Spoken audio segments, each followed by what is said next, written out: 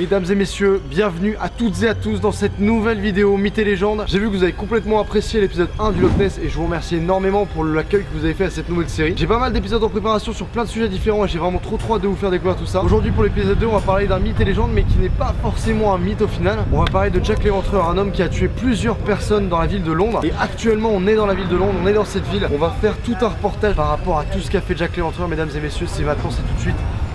C'est parti.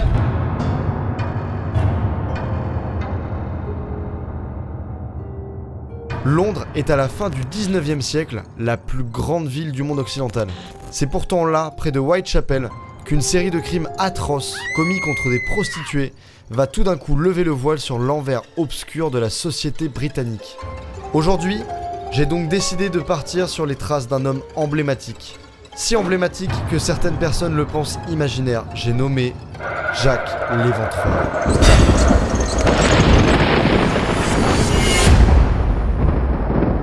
On est devant l'un des plus anciens pubs de Londres et surtout l'un des plus mythiques, si ce n'est le plus mythique des pubs à Londres, parce qu'on est devant le Ten Bells. C'est un bar qui a été créé en 1752, donc ça veut dire que le bar est vraiment très ancien. Et si ce bar est très célèbre, c'est surtout parce qu'à l'époque Jack l'Éventreur tournait beaucoup autour de ce bar, et surtout qu'il y a eu une des victimes de Jack l'Éventreur qui a été tuée juste après être sortie du bar, les Ten Bells. C'était Annie Chapman, elle a passé la soirée au Ten Bells, le bar qui se trouve juste derrière moi. Et on a aussi une des autres victimes de Jack l'Éventreur qui s'appelait Mary Kelly. Chose très importante à savoir, ce bar n'a absolument pas changé depuis 1752. C'est-à-dire que tout l'intérieur n'a jamais été changé, à part évidemment le bar, l'installation, etc. Je vous ai pris une photo, elle s'affichera sur ma gueule. On est allé boire un petit coup à l'intérieur juste pour voir, sauf qu'il y a plein de caméras donc on peut pas du tout filmer. C'est vraiment impressionnant parce qu'on peut vraiment avoir cette sensation de se dire que vraiment le temps s'est vraiment arrêté à l'intérieur et qu'on a encore l'impression que d'être dans les années 1880 à l'époque, et de se dire que potentiellement il y a Jack l'Éventreur qui est venu dans ce bar à l'intérieur et peut-être qui discutait avec certaines nanas à l'intérieur de ce bar. Si jamais vous êtes dans Londres et dans le coin de Whitechapel, vraiment allez-y faire un tour parce que ça a complètement changé au niveau de l'ambiance. Forcément, t'as pas des mecs avec des couteaux qui sont là en train de tuer des gens. C'est une ambiance complètement différente. Maintenant les gens font la fête, c'est vraiment hyper sympa. Entre 1976 et 1988, le pub a été nommé The Jack the Ripper. J'ai toujours eu un accent explosé, me saoule pas. C'est bon, je peux reprendre, yes, trop bien. Et des souvenirs relatifs à l'affaire ont été exposés. La brasserie a ordonné de reprendre son nom d'origine après une longue campagne exigeant qu'un meurtrier ne soit pas commémoré de la sorte. On se retrouve exactement dans la rue de Dedwar Street. C'est ici qu'a été tuée la toute première victime de Jack l'Éventreur. Enfin du moins la toute première victime présumée de Jack l'Éventreur. Elle s'appelait Marianne Nichols et elle a été tuée juste ici, juste derrière moi. C'est pas le bâtiment d'origine, forcément il y a eu des travaux depuis parce que ça date quand même d'il y a 130 ans. Actuellement c'est devenu une résidence, donc forcément là on est à l'extérieur, on peut pas rentrer dans la résidence forcément puisqu'on n'habite pas du tout ici. Durant ce meurtre, le corps de Marianne Nichols a été retrouvé avec 2 gros coups de couteau dans la gorge, ainsi qu'un énorme coup de couteau qui était en plein dans l'abdomen et qui était d'une blessure irrégulière. C'est-à-dire que vraiment le coup de couteau avait été donné à un endroit précis et vraiment le tueur présumé avait vraiment tenté de pour le coup remuer le couteau dans la plaie. C'est vraiment horrible de dire ça, mais pour le coup c'est vraiment ce qui s'est passé. Depuis, le lieu a complètement changé parce que forcément en 130 ans tout a changé, et vous verrez d'ailleurs que pour les prochains meurtres c'est à peu près pareil. Pour quasiment tous les meurtres en fait, les lieux où ont été retrouvés les corps des victimes ont complètement changé parce que forcément en 130 ans il y a eu des constructions, il y a eu des rénovations, donc forcément il y a quelques lieux où rien n'a changé et il y a des lieux où tout a changé complètement. Ce premier meurtre commis entre 3h30 et 3h45 du matin le 31 août 1888 marque le début d'une histoire passionnante et intrigante qui a fait couler beaucoup d'encre, mais aussi beaucoup de sang. Marianne Nichols, dite Polly, est la première des 5 victimes que nous allons découvrir tout au long de cette vidéo. On se retrouve juste devant le lieu où Annie Chapman a été retrouvée morte. À l'époque, c'était juste un tout petit bâtiment où Annie Chapman était sortie par une porte juste dans une arrière-cour. Et c'est à cet emplacement précis que Jack l'Éventreur a tué Annie Chapman. Ce lieu, il est juste derrière moi, il est juste ici. C'est devenu un gros bâtiment maintenant et c'est carrément maintenant un lieu où à l'heure actuelle où je vous parle, il y a une soirée VIP Adidas. Ça fait un peu bizarre, effectivement. Surtout que c'est absolument pas une blague. Il y a clairement une soirée VIP Adidas. Je sais pas ce qui se passe, mais on voit plein de chaussures à l'intérieur. C'est assez glauque de se dire qu'à l'heure actuelle où il y a une soirée Adidas, il y a encore 130 ans, il y a clairement une femme qui a été tuée dans des conditions abominables. C'était ici, c'est au 29 Ambury Street. Annie Chapman sortait du bar The Ten Bells le 8 septembre 1888. Elle pensait rentrer normalement chez elle, mais le destin en a décidé autrement. Son ventre était ouvert et ses intestins étaient déposés sur son épaule droite. Sa tête était presque séparée de son corps et son vagin, son utérus et 2/3 de sa vessie ont été prélevés. Bon, je suis désolé, c'est un peu hardcore, mais il faut bien que je vous raconte l'histoire. Le 27 septembre 1888, la Central New Agency de Londres reçut la lettre Dear Boss, dans laquelle l'auteur, qui avait signé Jack the Ripper, s'accusait des meurtres. On se retrouve dans la rue d'Henrique Street. À l'époque, c'était pas du tout le nom qu'elle avait. Elle s'appelait Bernard Street. Et c'est ici, c'est dans cette rue qu'a été assassinée Elizabeth Stride. Il y a le corps de Elizabeth Stride et le corps de Madame Eddowes qui ont été retrouvés le même jour. Tout ça s'est passé très tôt le matin. Encore une fois, c'est un lieu qui a totalement changé parce que comme vous pouvez voir derrière moi, vous pouvez pas le voir derrière moi, mais en gros, c'était ici où il y avait un bâtiment qui ressemblait un petit peu à une grange. Encore une fois, tout a été rasé. Maintenant, c'est devenu encore une fois un immeuble là-bas que vous pouvez pas voir, mais c'est devenu un immeuble. La particularité du meurtre d'Elizabeth Stride, c'est que son corps a été retrouvé avec la carotide complètement sectionnée.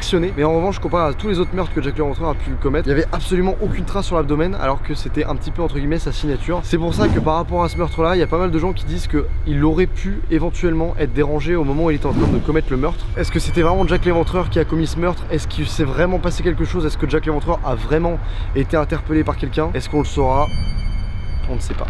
Moins d'1 heure plus tard, un policier découvre un nouveau corps, à seulement 12 minutes du premier meurtre.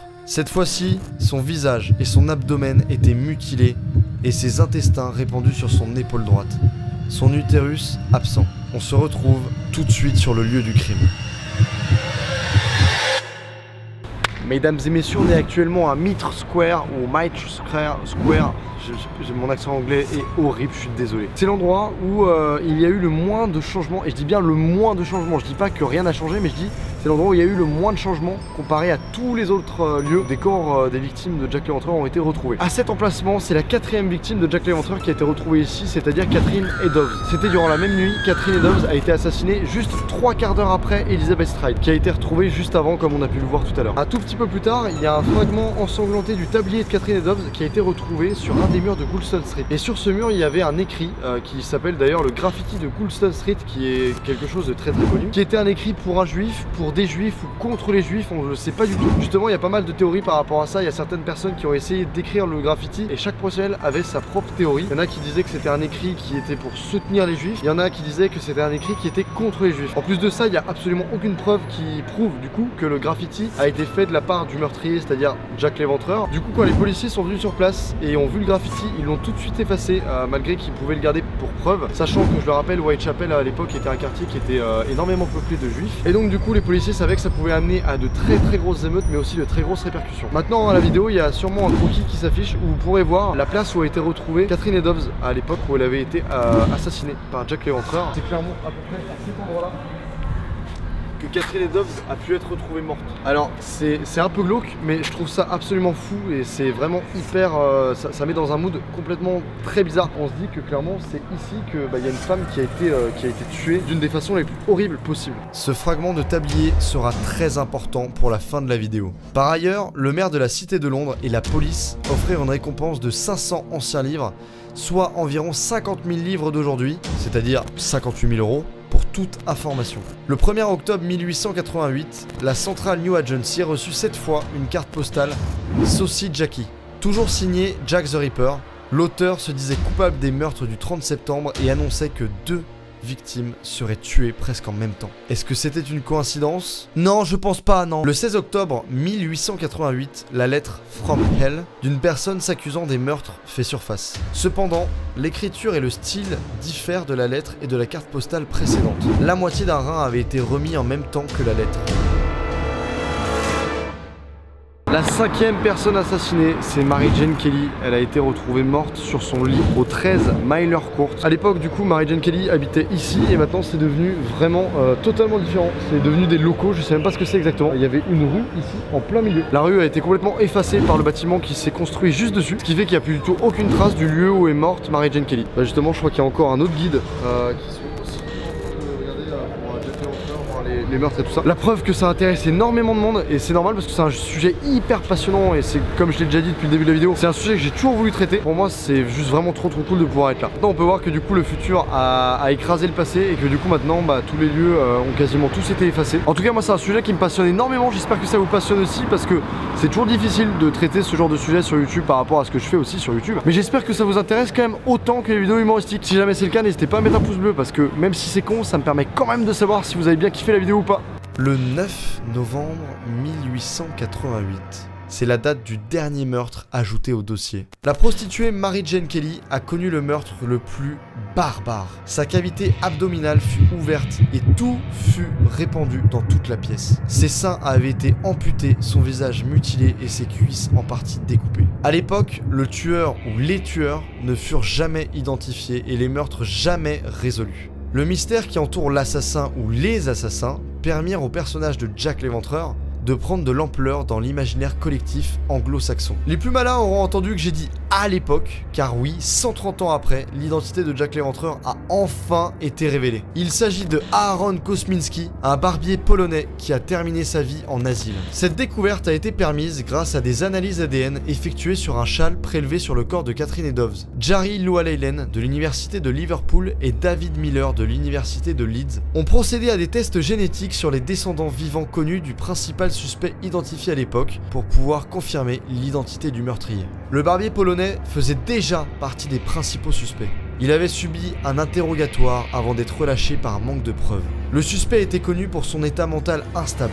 Il souffrait d'hallucinations auditives et de paranoïa. Placé dans un asile psychiatrique, il y est décédé en 1919 à l'âge de 53 ans. Si certains voient cette découverte comme le véritable dénouement de cette affaire, d'autres doutent encore quant à l'authenticité du fameux châle qui a permis les prélèvements ADN. Mesdames et messieurs, c'est la fin de cette vidéo, j'espère qu'elle vous aura plu. C'était un format complètement différent de ce que je peux faire d'habitude. C'était dans le même style que le Loch Ness, mais en un petit peu différent quand même, parce que le sujet de Jack l'Éventreur est un sujet un peu, entre guillemets, glauque à traiter. Est-ce que vous allez aimer, est-ce que vous allez pas aimer, etc. Ça sera à vous de me le dire dans les commentaires. Je vous avoue que je stresse pas mal au moment où je fais cette voix off, mais enfin bon, c'est pas grave. Il faut bien tenter des choses sur YouTube et je suis là pour ça. Mesdames et messieurs, on se retrouve pour une prochaine vidéo ou pour un prochain mythe et légende.